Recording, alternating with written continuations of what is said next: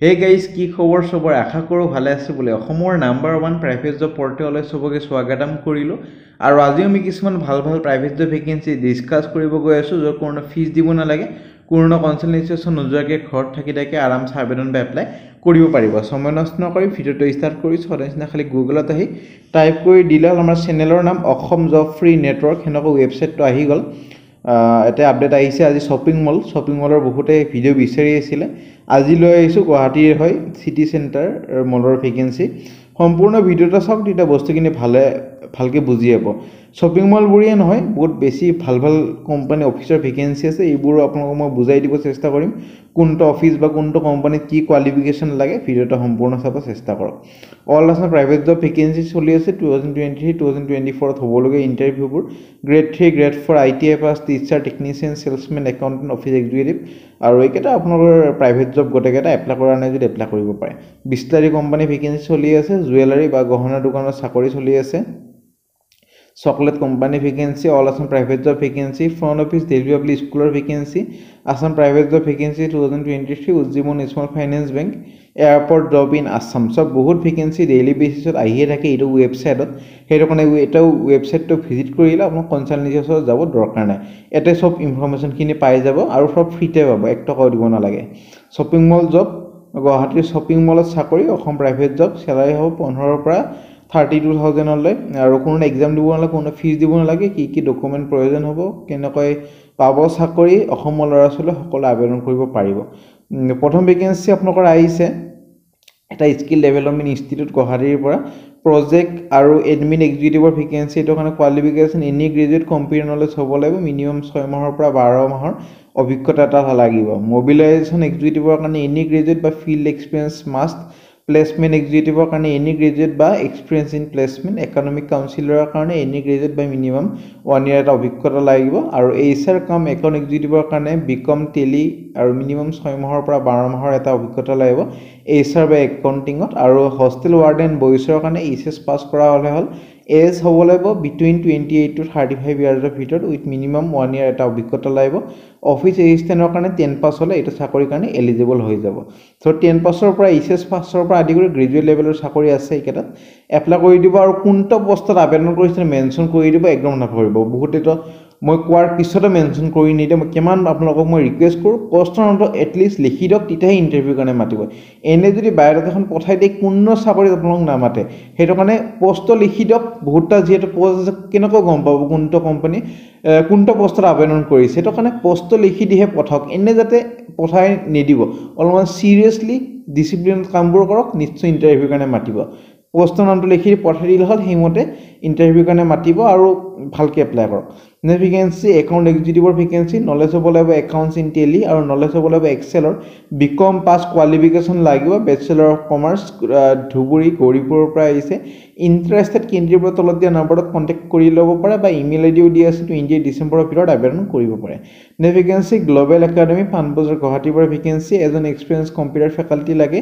knowledge হ'ব লাগিব MS office DTP Tally interested কেন্দ্ৰীয়ৰ কন্টাক্ট নম্বৰ তলত দিয়া আছে যোগাযোগখিনি কৰি ল'ব পাৰে আৰু তাৰ পিছত যদি ইন্টাৰভিউ কাৰণে মাতে আপোনাক যাব পাৰিব vacancy information technology hardware software অৰ্গেনাইজেচনৰ ভেকেন্সি মিনিমাম 20 বছৰ এটা আপোনালোকৰ অভিজ্ঞতা লাগিব engage in government organisation senior একাউন্টেন্টৰ ভেকেন্সি স্যালাৰি ভালেমান পাব 20000 পৰা 35000 ইমেইল আইডি দিয়া আছে 30 ডিসেম্বৰৰ ভিতৰত আবেদন কৰক ভেকেন্সি এটা ৰেপুটেড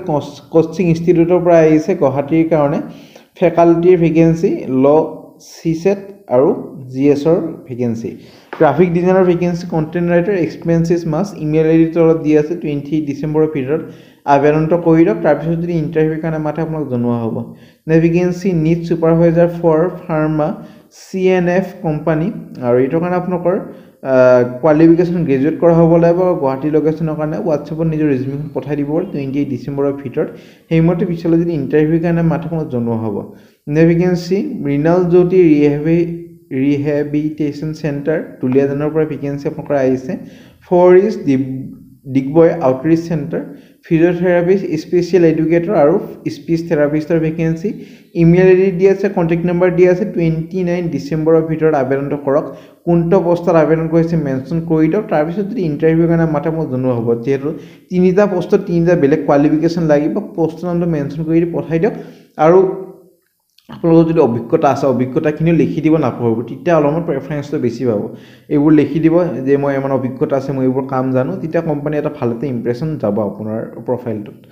ভেকেঞ্চি জিএনআৰচি মেডিচপৰ ভেকেঞ্চি এটা প্ৰথম ভেকেঞ্চি অফিচ এছিষ্টেণ্ট এটা ভেকেঞ্চি আছে মিনিমাম কোৱালিফিকেশ্যন গ্ৰেজুৱেট MBA যাৰ আছে এডভান্টেজ এটা পাব আৰু এক্সপিৰিয়েঞ্চ আপোনালোকৰ minimum 1 year in relevant role as office assistant back office ৰিপ্ৰেজেণ্টেটিভৰ ভেকেঞ্চি আৰু এক্সিকিউটিভ এছিষ্টেণ্টৰ ভেকেঞ্চি আপোনালোকৰ আছে আৰু জব ডেস্ক্ৰিপশ্যনখিনি পঢ়ি ল'ব পাৰে generating purchase order requisition demonstrating strong negotiable skill with vendor আৰু প্ৰফিচিয়েঞ্চি ইন এছামিজ ইংলিছ আৰু Hindi language writing professional email proficiently আৰু MS অফিচ জানিব লাগিব কাষ্টমাৰ ৰিলেশ্যনশ্বিপ এক্সিকিউটিভৰ দুটা ভেকেঞ্চি মিনিমাম গ্ৰেজুৱেট কৰা হ'ব লাগিব আৰু 1 year অভিজ্ঞতা হ'ব লাগিব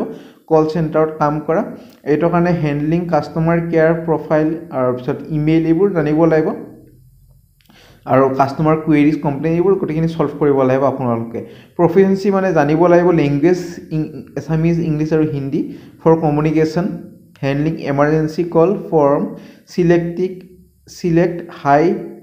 network individual customer rotation weekly off sales boy for store 10টা ভেকেঞ্চি পাছ কৰা হলে হল মানে HS পাছ কৰা হলে হল 10+2 মানে আৰু ফ্ৰেছাৰ্ছক এক্সপিৰিয়েঞ্চত সবে পাৰিব 10,000 ইন হেণ্ড পাব অৰ এক্সপিৰিয়েঞ্চ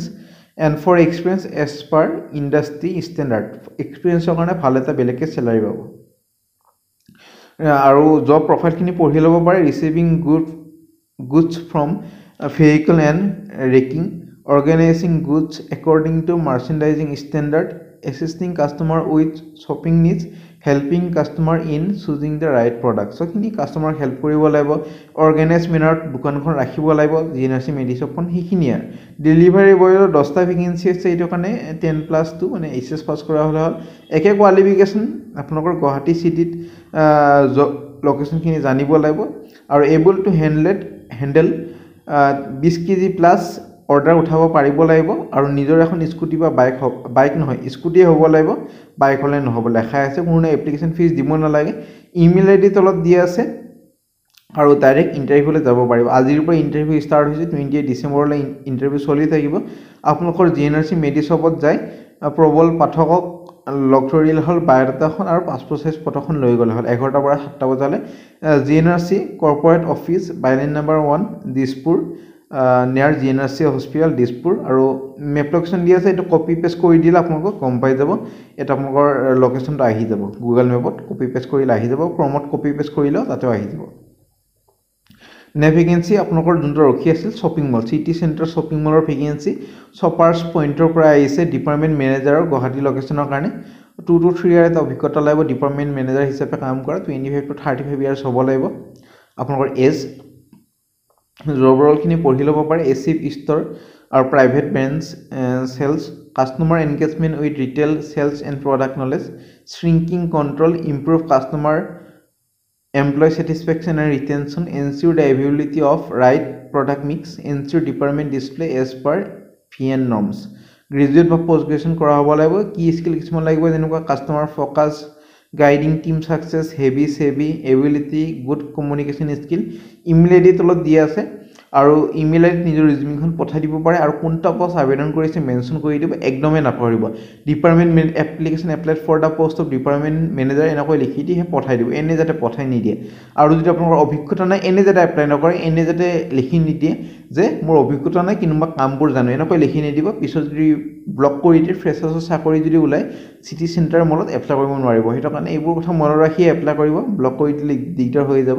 আৰু যাক অৰিজিনাল কপিখন লাগে এতে ক্লিক কৰিলে পাই যাব চিন্তা কৰিব নালাগে ভেকেন্সি শিৱসাগৰৰ পৰা আহিছে জুনিয়ৰ একাউন্টেন্ট আৰু গুড প্ৰেক্টিকেল নলেজ হ'ব লাগিব এক্সপেৰিয়েন্স 1 to 3 ইয়াৰ্স এটা হ'ব লাগিব গ্ৰেজুৱেট অৰ এভব GST জানিব লাগিব টেলি প্ৰাইম ই-ভইচ এক্সেল বেলেন্স শিট একাউন্টিং কতখিনি জানিব লাগিব salary as per industry norms full time আৰু ইমেইল আইডি তলত দি আছে কোনটো পোষ্টত আবেদন কৰিছে মেনশ্যন কৰি দি 28 ডিচেম্বৰৰ ভিতৰত পঠাই দিব পাৰে সেইমতে পিছলৈ যদি ইণ্টাৰভিউ কাৰণে মাতে আপোনাক জনোৱা হ'ব